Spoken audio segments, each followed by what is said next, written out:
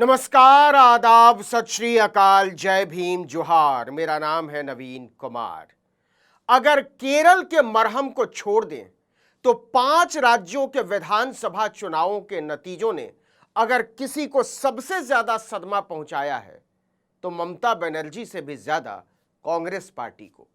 केरल में तो वैसे भी आम मोर्चे के खिलाफ 10 साल की एंटी इनकम्बेंसी के चलते कांग्रेस नेतृत्व वाले यूडीएफ की जीत पहले से ही तय मानी जा रही थी, लेकिन बाकी के 4 राज्यों के नतीजों ने कांग्रेस पार्टी की कमजोरियों की कलई उतार कर रख दी है।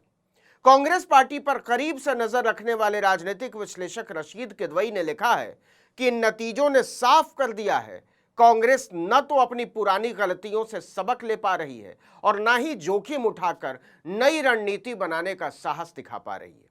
यह न केवल कांग्रेस बल्कि पूरे इंडिया ब्लॉक के लिए करारा झटका है, जिससे उबरना उसके लिए बहुत मुश्किल होगा। सबसे पहले पश्चिम बंगाल की बात कर लेते हैं। वहां कांग्रेस न 3 में थी न 13 में। सीधा मुकाबला बीजेपी और तृणमूल कांग्रेस के बीच था। राहुल ने कुल मिलाकर एक दिन चुनाव प्रचार किया। एक ही दिन में 3 सभाएं, श्रीरामपुर, मटिया बुर्ज और शहीद मीनार। राहुल गांधी ने तीनों ही सभाओं में ममता बनर्जी पर तीखे हमले किए और उन्हें भाजपा की करीबी बनाया, एक तरह से भाजपा की बी टीम। उन्होंने कहा कि केंद्र सरकार ने मेरे खिलाफ तो कई मामले दर्ज किए, लेकिन ममता बनर्जी के खिलाफ वैसी कार्रवाई नहीं होती क्योंकि वो भाजपा से सीधी वैचारिक लड़ाई नहीं लड़ती। ऊपर से उन्होंने ममता बनर्जी पर बंगाल को महिलाओं के लिए असुरक्षित बनाने के भी आरोप लगाए। उन्होंने खास तौर पर आरजी कर मेडिकल कॉलेज की डॉक्टर की बलात्कार और हत्या का हवाला देते हुए ममता सरकार को कटघरे में खड़ा किया। यह बिल्कुल वही लाइन थी जिस पर बीजेपी चुनाव को ले जाना चाहती थी। इससे कांग्रेस को तो कोई खास फायदा नहीं हुआ, लेकिन टीएमसी का पर्याप्त नुकसान हो गया। ममता बनर्जी पर किया गया राहुल का सीधा हमला इंडिया गठबंधन के लिए आत्मघाती साबित हुआ। ममता की तीखी आलोचना ने भाजपा विरोधी वोटों को विभाजित कर दिया। हालांकि भाजपा एक अचूक चुनावी प्रबंधन के साथ चुनाव में उतरी थी, लेकिन कांग्रेस की रणनीति ने टीएमसी की हार को और विराट बना दिया। फिर भी यह माना जा सकता है कि पश्चिम बंगाल के नतीजों को लेकर कुछ कुछ हवा तो थी, लेकिन तमिलनाडु के नतीजों ने तो कांग्रेस नेतृत्व की भारी रणनीतिक खामियों को उजागर कर दिया है। पार्टी नेतृत्व राज्य में डीएमके के खिलाफ पनप रहे सत्ता विरोधी रुझान को भांपने में हर स्तर पर नाकाम रहा, और अगर उसने समझा भी तो इसे तवज्जो नहीं दी, क्योंकि कांग्रेस की आंतरिक सर्वे में भी यह बात खुलकर सामने आई थी कि अभिनेता विजय की नई पार्टी तमिलगा वेत्री कजगम यानी टीवीके एक मजबूत ताकत के रूप में उभर रही है। टीवी के किसी भी तरह से बीजेपी या आरएसएस के विचारों के आसपास भी नहीं है। उसने पूरा कैंपेन बाबा साहब आंबेडकर और पेरियार की तस्वीर सामने रखकर चलाया। तो कांग्रेस के सामने ऐसा कोई नैतिक संकट भी नहीं था कि टीवी के साथ कैसे जाए। कांग्रेस के पास टीवी के साथ गठबंधन करने का एक सुनहरा मौका खुद चलकर सामने आया था। विजय के पिता एस.ए. चंद्रशेखर ने जनवरी में ही कांग्रेस के सामने गठबंधन करने का प्रस्ताव रखा था, लेकिन कांग्रेस के भीतर इस तरह की कोई बेचैनी ही नहीं थी कि हम नई सत्ता में कैसे पहुंच बना सकते हैं।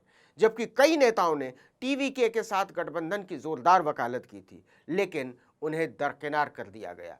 विजय की पार्टी के साथ चुनावी तालमेल करने की बढ़ चढ़कर पैरवी करने वाले कांग्रेस नेता प्रवीण चक्रवर्ती ने चुनाव नतीजों के तुरंत बाद एक टीवी चैनल पर कहा भी कि हमने राज्य में एक बड़ा मौका गंवा दिया। उन्होंने दावा किया कि अगर तमिलनाडु में कांग्रेस और टीवीके के बीच गठबंधन होता तो राहुल गांधी और विजय की जोड़ी राज्य में 2/3 बहुमत के साथ सत्ता में आती, क्योंकि राज्य के युवा मतदाता बदलाव चाहते थे और उनके पास टीवीके के अलावा कोई कारगर विकल्प नहीं था। ज्योतिमणि और मणिकम टैगोर जैसे युवा कांग्रेसी सांसद भी पुराने गठबंधन को छोड़कर टीवीके के साथ जाने के पक्ष में थे, लेकिन पार्टी के वरिष्ठ नेता पुरानी वफादारी पर अड़ गए। राहुल गांधी और केंद्रीय नेतृत्व ने भी पी चिदंबरम जैसे दिग्गज कांग्रेसी नेताओं की सलाह को तरजीह दी और टीवीके के साथ गठबंधन करने का साहस नहीं दिखा पाए। नतीजा सबके सामने है। आज कांग्रेस चाहती है कि टीवीके उससे बात करे और विजय थलपति ने उसे होल्ड पर डाल रखा है। अब आइए असम पर। तो असम में मुख्यमंत्री हिमंता बिस्वा शर्मा के कट्टर हिंदुत्ववादी एजेंडे का मुकाबला करना कांग्रेस के लिए पहले भी आसान नहीं था, लेकिन पार्टी वहां कुछ बेहतर करने की उम्मीद तो कर ही सकती थी। लेकिन समस्या यह थी कि वहां भाजपा से लड़ने की बजाय पार्टी के वरिष्ठ नेता आपस में ही लड़ने भिड़ने में लगे रहे। किसी राज्य में चुनावी सफलता के लिए प्रदेश इकाई में जिस तालमेल की दरकार होती है वो असम कांग्रेस में सिरे से गायब थी। पूरे चुनाव प्रचार के दौरान कांग्रेस के प्रदेश प्रभारी भंवर जितेंद्र सिंह और प्रदेश अध्यक्ष गौरव गोगोई के बीच एक तरह से संवादहीनता की स्थिति बनी रही। यह बात पार्टी की टॉप लीडरशिप को अच्छी तरह पता थी, लेकिन उन्होंने इसमें कोई दखल नहीं दी। नतीजा, बीजेपी ने न केवल जीत की हैट्रिक लगाई बल्कि कांग्रेस की तरफ से मुख्यमंत्री पद के दावेदार गौरव गोगोई खुद चुनाव हार गए। कांग्रेस एक शर्मनाक हार को प्राप्त हुई। असम में 126 सीटों पर चुनाव हुआ। भाजपा ने 89 सीटों पर चुनाव लड़ा और 82 सीटें जीत गई। उसकी जीत का स्ट्राइक रेट 92.1% रहा। पिछली बार की तुलना में उसने 22 सीटें ज्यादा जीती। वहीं कांग्रेस ने 99 सीटों पर चुनाव लड़ी और केवल 19 सीटें जीत सकी। उसका स्ट्राइक रेट सिर्फ 21% रहा। अब आइए समझते हैं कि कांग्रेस कैसे गड़बड़ी पर गड़बड़ी करती जा रही है। लोकसभा चुनाव में कांग्रेस और इंडिया गठबंधन ने जो धाक जमाई थी वो 2 साल के भीतर ही तहस नहस होती नजर आ रही है। भाजपा ने आक्रामक हिंदुत्व का जो नैरेटिव तैयार किया है उसकी कोई प्रभावी काट किसी भी विपक्षी दल के पास अभी तो दिखाई नहीं देती। खासकर तृणमूल कांग्रेस और डीएमके की जबरदस्त हार के बाद भविष्य को लेकर विपक्ष से रही सही उम्मीद भी जाती नजर आ रही है। अब देखिए कि अगले साल की शुरुआत में उत्तर प्रदेश, उत्तराखंड और पंजाब जैसे राजनीतिक रूप से बेहद महत्वपूर्ण राज्यों में चुनाव होने हैं। उत्तर प्रदेश और उत्तराखंड भाजपा के लिए हिंदुत्व की सफल प्रयोगशालाएं रही हैं। वहां यह कार्ड अब और अधिक आक्रामकता के साथ खेला जाएगा।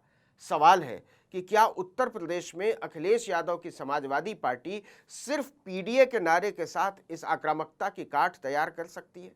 इसमें भाजपा के माइक्रो चुनावी मैनेजमेंट को शामिल कर ले तो यह सवाल और बड़ा हो जाता है। अगर चंद्रशेखर आजाद की आजाद समाज पार्टी दमखम के साथ इंडिया गठबंधन से अलग ताल ठोकती है, बीएसपी अलग चुनाव लड़ती है और ओवैसी अलग मोर्चेबंदी करते हैं, तो अंदाजा लगा लीजिए वोटों का बिखराव भाजपा के लिए चुनाव को किस कदर हलवा बना देगा।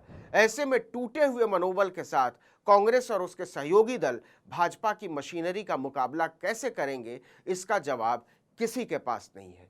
केरल की जीत पर कांग्रेस कितनी भी उत्साहित होने की कोशिश करे, लेकिन हकीकत यही है कि हिंदी पट्टी में इस जीत से नैरेटिव को 0.1% भी बदला नहीं जा सकता।